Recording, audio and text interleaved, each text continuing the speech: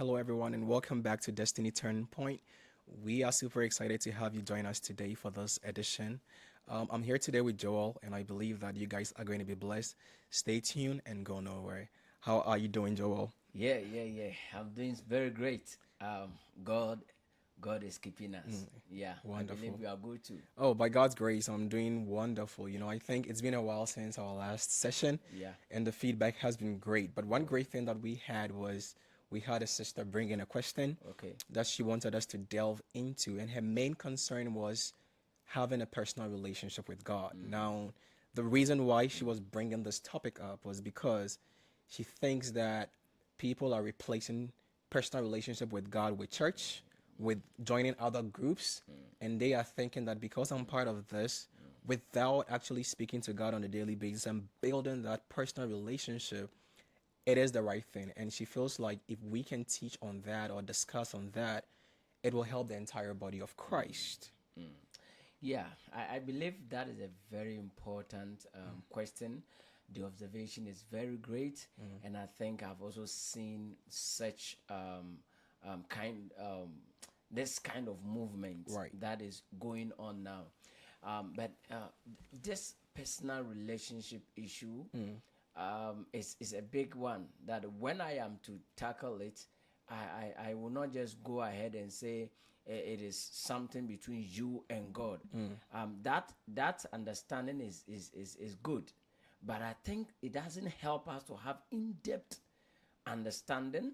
It doesn't help us to appreciate what it means or where we have come from Right. to have this kind of relationship that we are talking about. So if we are talking about personal relationship, then I think we have to go back and then dig deep into the whole idea where it started from. Right, right. So I think we really have to go back because the reason why we are going back is because currently in the New Testament, there is something that has been done that has given us access that every person can go to the Father and build that relationship. But the challenge we are facing today is that people are still trying to put a mediator between themselves and between God. And in that doing, we are going to go back into the Old Testament to establish the basis and the foundation so we can even appreciate why and how we can even have a relationship with God now because it wasn't like that, right? So I think so we want to start off by going back into the Old Testament where in the book of Genesis we saw how God created every other thing, but when it came to man's creation was very special. The things that God gave to man was very special. The ability to speak to him, the ability to communicate with him, the ability of God coming to see man in the cool of the day, Okay.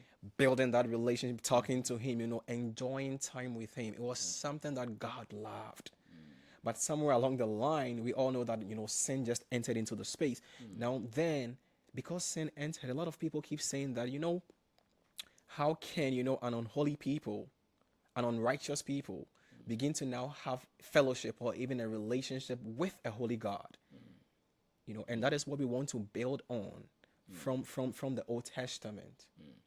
Right. So I will try to go back to my Sunday school days, Right. and also I'll go into my archives, Yeah. as far as being a Christian and being in a church for the number of time or years that I've been there to sort of try to answer this question or try to add my voice. We don't have absolute truth, not absolute truth necessarily. We are not here to teach it like we know it all, Right. but this is the kind of understanding that I have, which is biblical when you look through it. So if I'm going to the Old Testament, I will start from where the concept of temple worship started from. Because for the Genesis that you spoke about, that is where the relationship with God and man began from. Right. Because we saw that in the cool of the day, God walked and then he had fellowship with them. So when you read that, you could see that God came to them. Man didn't need to even call God. Right. God himself came to mankind and he had good fellowship with them. So that's where we get the idea of fellowship from. But we know the story about the fall, the fall concept, which separated humanity from God directly with that kind of relationship.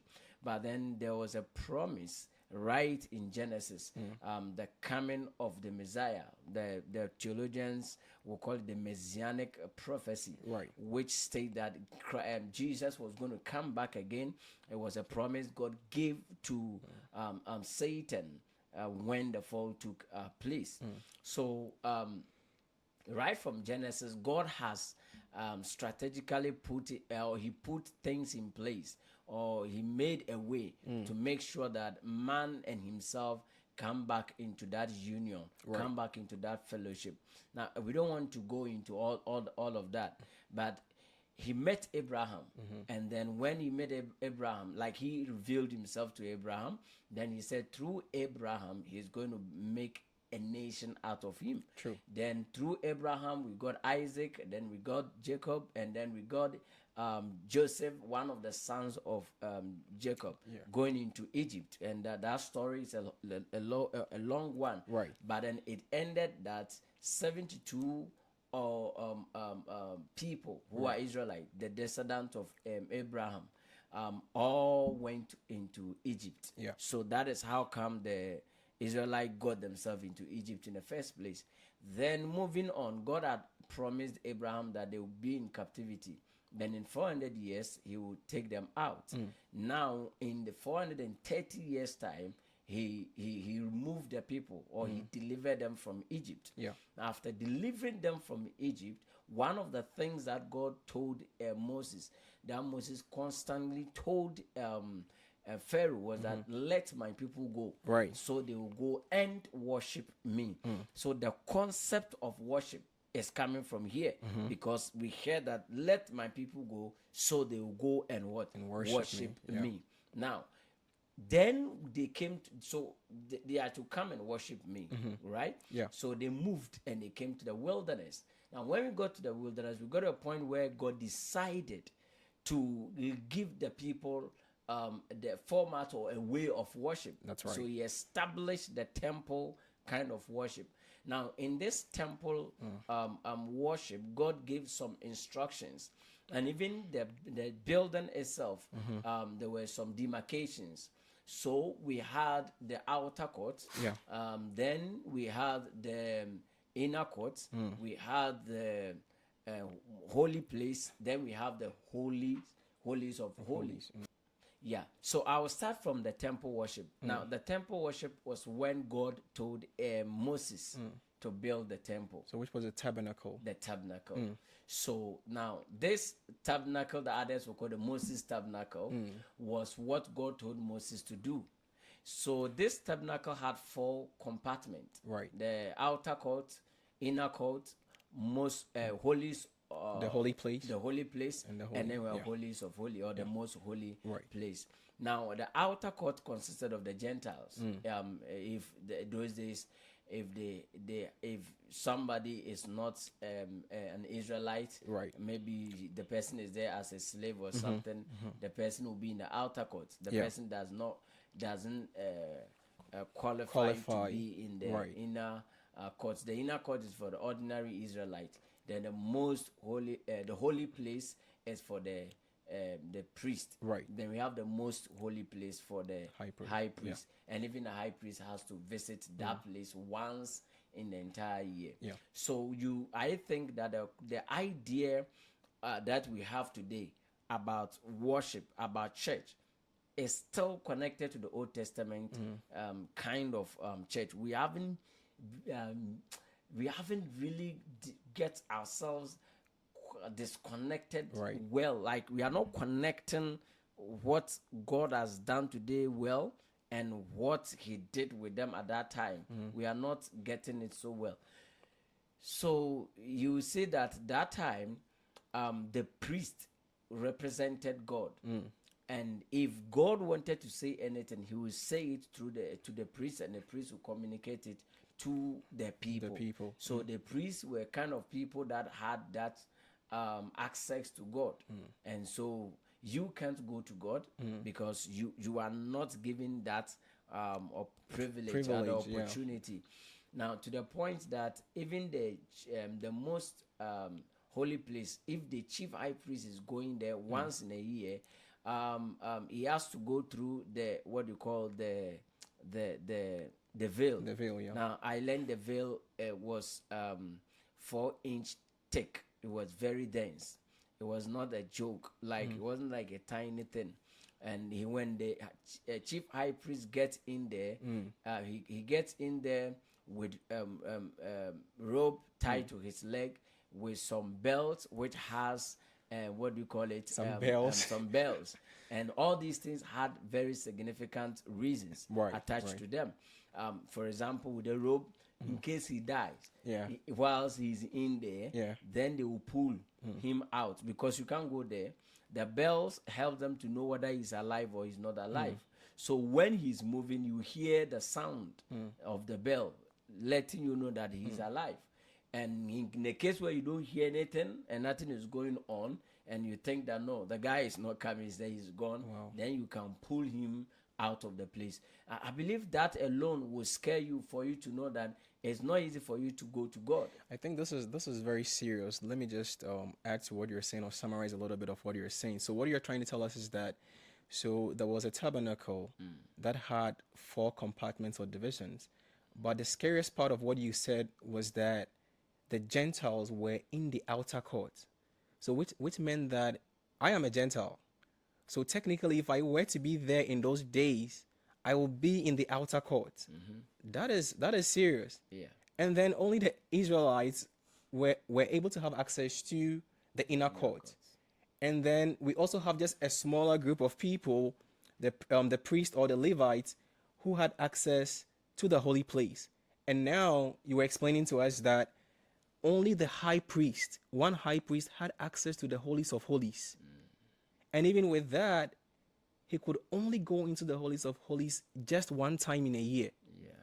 Can you imagine? Yeah.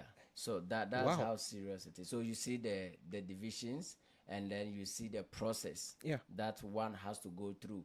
So if the chief high priest is to live for maybe 10 years, maybe 15 years or whatever, he will be the only person going to that place until he does something that displeases God. Then God will say, hey, you guy, I fired you, are not coming here again. Or if he dies there and they pull him out, then somebody has to take his place. Can you imagine if in our current dispensation we only have one person that gets to go talk to God or gets to go speak to God in our dispensation? That would be so interesting. Look at the number of people in the world. Even just here, in this town, look at the number of people, and let's say we only have one person. Can you imagine how proud the person can be? The person can be super proud, just to chip that in there. But that is very It's just different. like you being the guy in the community that have access to the president or the mayor of the city. Goodness. If anything, we have to come to you. Yeah. Because, Charlie, you are not a small man. No, not Anyone at all. who tries to get to the gates will be bounced. But when you get there, they open the gate for you. You see that thing? And tell your friend, Charlie, I'm going to the mayor, I'll be back. Just stand at a distance. You see me in, and then I'll come out. And so everybody knows that there's a guy. Wow. So, these priests and the chief high priest, you not joke with him, because this is a guy who goes to God once in a year. He's a big guy, right? So we get to see that format, that model of service. So I believe that is a concept we had in the Old Testament, about the Israelites, their way of worshiping God. And in the holies of holies, that was where the Ark of Covenant was. That was the seat of the Ark of the Covenant. The Ark of the Covenant was actually a symbol or the representation of God's presence. And so when you get to the Ark, it's like that's where you have gotten to where God is. So God, this God that we know, limited himself symbolically to that Ark. And so that was it. In my own opinion, I think that all these things were done by God strategically, because these Israelites were a product of 430 years. And their understanding of God has come from their experience in Egypt. Now, even though the story of God had been passed on generation to generation that their forefathers, which would be Abraham, Isaac, Joseph, they encountered God. Right. And God promised them and told them things. I'm sure that story was passed on. And that tradition is still there today among the Jews. So they don't joke with their culture. Right. That's what they've done to maintain their culture. So that the story was moving on. But nobody had that experience with God. Even though they've heard about the God of their fathers, they never had personal experience.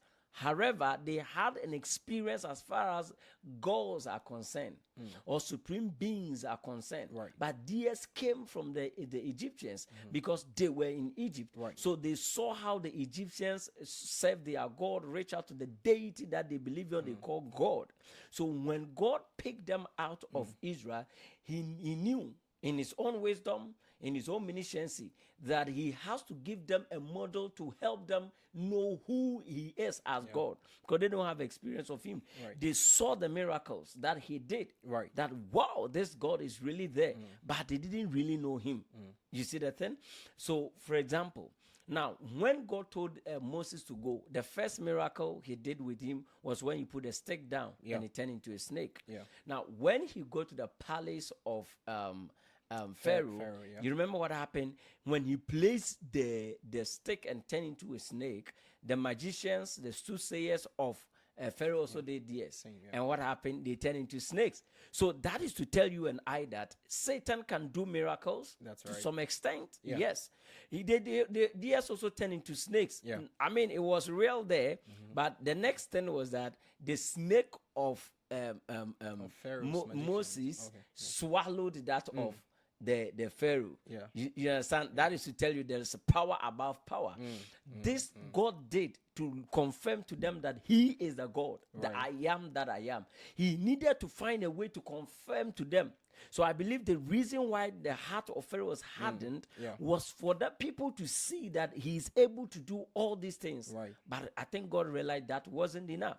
These people have been there for 430 years. So when he brought them to the wilderness, definitely the people were going to have their own concept and way of approaching him. He didn't want them to do that. Again, another example was when God called Moses to the mountain. And he was there with him. That was when he was going to give him the 10 commandments.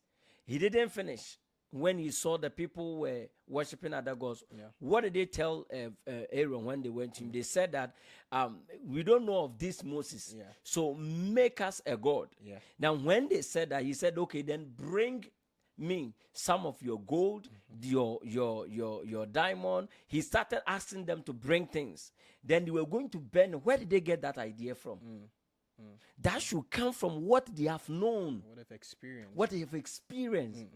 So they brought that and when they told him, he told them exactly what they should bring, because that's what they have seen. That's what they are used to. That's what they are used to.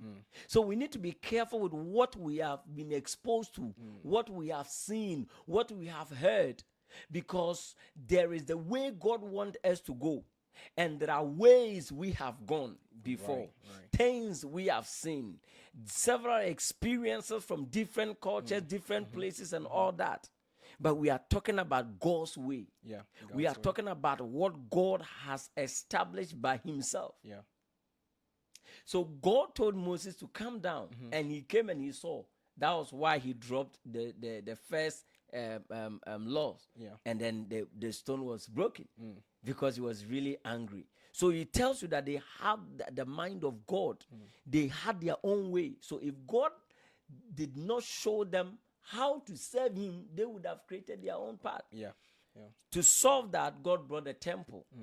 So then when he brought the temple, for them to know that he is God, he has to create something. But what he is doing should be high above what they have experienced before.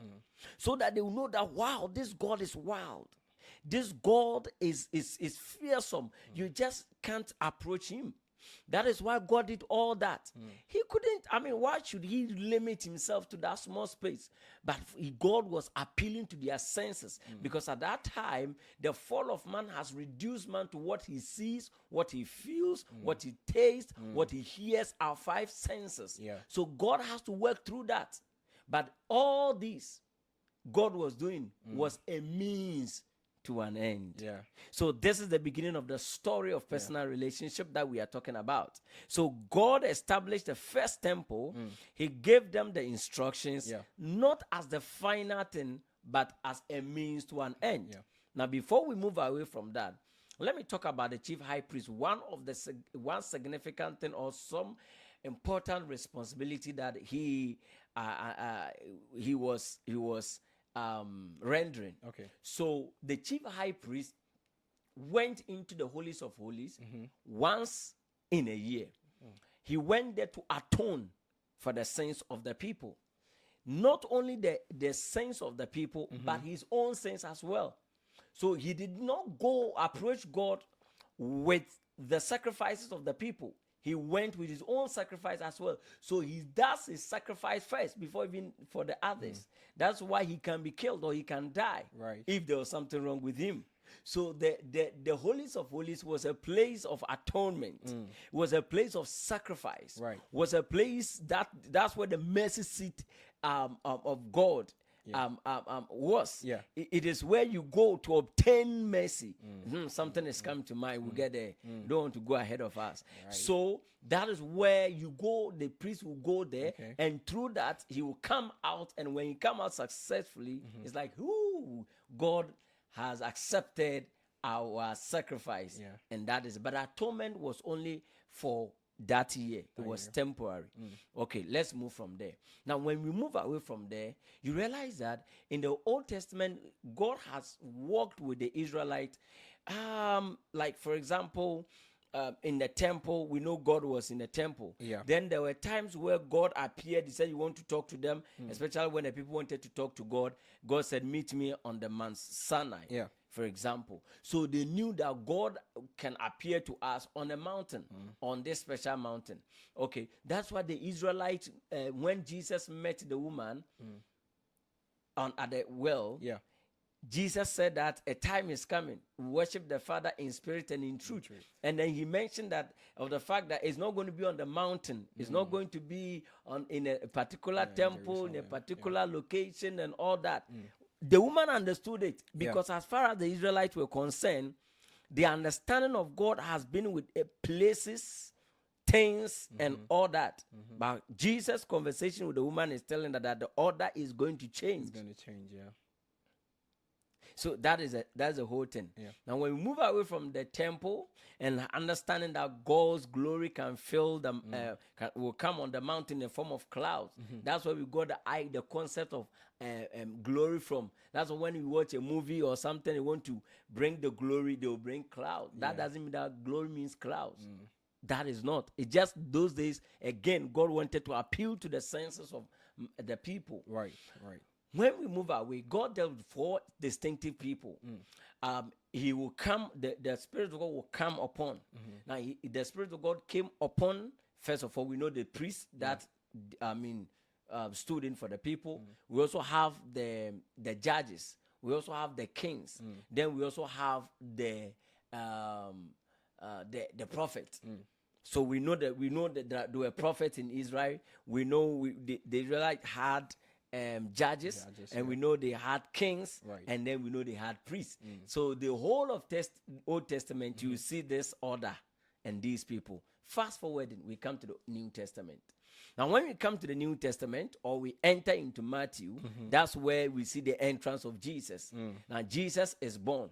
And we understand from John chapter 1 that in the beginning was a word, and the word was with God, and the word was God. Now, when we go to 14, it says, and the word became flesh and dwelleth among men. Now, this is my opinion. So, I stand to be corrected, or if you don't get me, it's not the final word. That's my opinion. So what I saw from here is this. Now, the same way God's presence was on the tabernacle, the same way God's presence came on the mountains, that the people knew that, oh, God is on the mountain. Oh, God is in the ark. Then you know that the Spirit of God has come upon the prophet. That when you meet the prophet or you go to the prophet, you can actually know what God is saying. You get a point. Now, at the time Jesus Christ came, from where we sit, we realize that the power of God, the presence, could not be manifested anywhere else except Jesus. So Jesus became the embodiment. He became the host of the presence of God. Now, for God again to make people to understand things, when Jesus started the ministry, something miraculous happened. Spectacular. That was when the voice came and said, "This is my beloved son." So that day we can say that, okay, the Spirit of the Lord came and led him into the wilderness. So if not at all, we can say that from that time on, not to make any argument or whatever, from that time on, we knew that the presence of God now is with Jesus.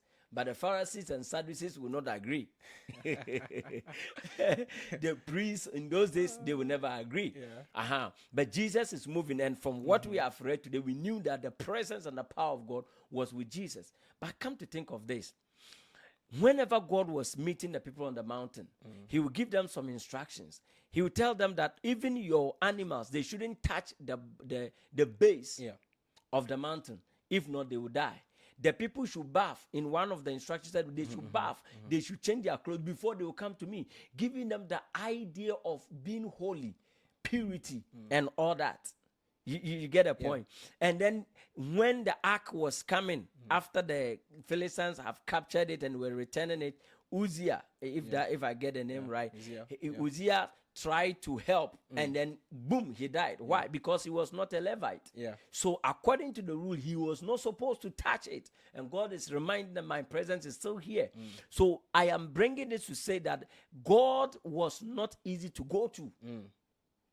So much that if you approach him, you can even lose your life. So if I know this, why should I worry myself going to him? That's why one time when the people said they wanted to talk to God, and God said, okay, I'll talk to them, God was coming. And when they saw the reaction, the earthquakes and the tenders, and they said, Charlie, Moses, just talk to God, tell him.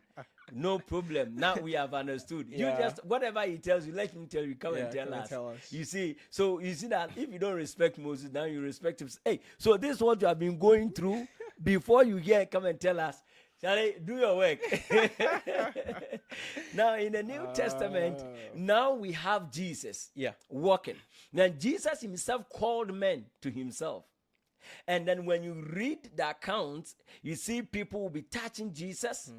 Jesus will touch people, they are receiving their healings. Meanwhile, the ark was not accessible to anyone else. But Jesus has come, the higher dimension. God trying to make himself real to us. So this is the closest God has now come to us. He has moved away from ark. He has moved away from the temple. He has moved away from the mountains. He has moved away from it being upon the prophet, upon the priest, upon the judges, the kings. Now God is in the flesh, called Jesus. And now people are touching this Jesus, and they are rather receiving healing. People are encountering Jesus and they are getting liberated. Issues are being brought to Jesus, and Jesus is solving it. This is beautiful.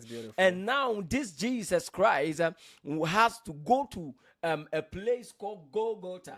But before Jesus will go to Golgotha, where there's going to be the final work of Christ on earth to pave way for man to get into what he brought, which is the kingdom of God.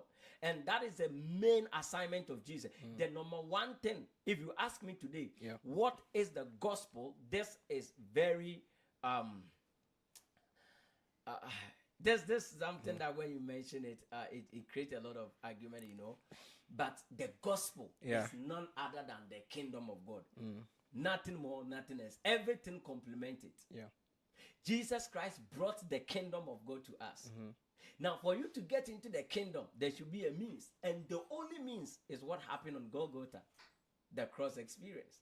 So Jesus has to go to Golgotha. That is going to be the symbol, the real experience of what we saw the priest did, the chief high priest did in the Old Testament. Now, what it is about, Jesus has to go there and die for humanity, which we all know. Why? We'll get to know in no time. Now, when Jesus Christ was going to go there He was going to the cross to sacrifice for the sin of humanity. But we know that only a high priest did that. So Jesus Right. was the high priest. That's right. This is just a foundation. So we are just telling the story. Yes. But when we go into scriptures, you get to know that Jesus is the chief high priest now. The chief high priest had sins as well. So he did the sacrifice for himself too. But Jesus Yeah. is of no sin. So he will not qualify. Yeah. So you see that there was a prisoner that was exchanged. The position of the prisoner was exchanged with that of Jesus. Yeah. So Jesus now became the culprit. He became the one that was held responsible. Jesus now is seen as someone who has to be crucified. So he became Technically, he became the sin. the sin. So he qualified as the chief high priest. So he himself is a sin. So when you read the epistle of Paul, he will say that he made him who knew no sin to become sin. Yes. My goodness. So Jesus Christ now qualifies. He's a priest. Now the sin is now laid upon him. Yeah. Then Jesus was now hanged on the cross Yes. for humanity. Then they picked the sword after everything. Then they pierced his side.